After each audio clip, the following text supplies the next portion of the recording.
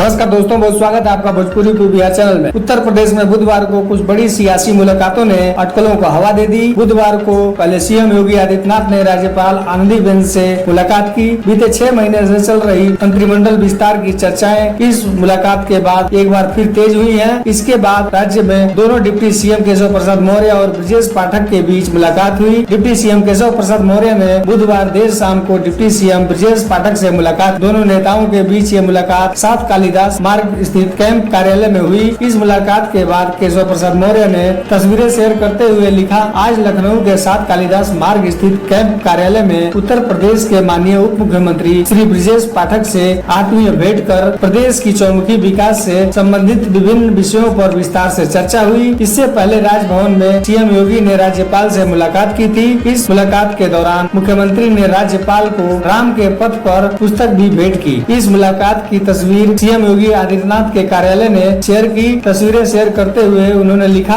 राज्यपाल आनंदीबेन पटेल से आज राजभवन लखनऊ में मुख्यमंत्री योगी आदित्यनाथ महाराज ने शिष्टाचार भेंट की। इस अवसर पर महाराज जी ने उन्हें राम के पथ पर पुस्तक भी भेंट की। दरअसल राज्य में सुभाषपा और बीजेपी के बीच गठबंधन होने के बाद से ही ओम प्रकाश राजभर के मंत्री बनने की चर्चा तेज है। कई मौके पर ओम प्रकाश राजभर अपने मंत्रिमंडल विस्तार के दौरान अपने मंत्री बनने का दावा कर चुके हैं, लेकिन अभी तक मंत्रिमंडल विस्तार नहीं होने से उन्हें मंत्री पद नहीं मिल पाया है। 6 महीने बीतने के बाद अब ओम प्रकाश राजभर के बयानों पर भी सियासत तेज होती जा रही है। विपक्षी दल उन पर जमकर तंज कस रहे हैं। दोस्तों, वीडियो को लाइक करें, चैनल में है तो सब्सक्राइब जरूर करें और अपनी राय कमेंट बॉक्स में जरूर दें।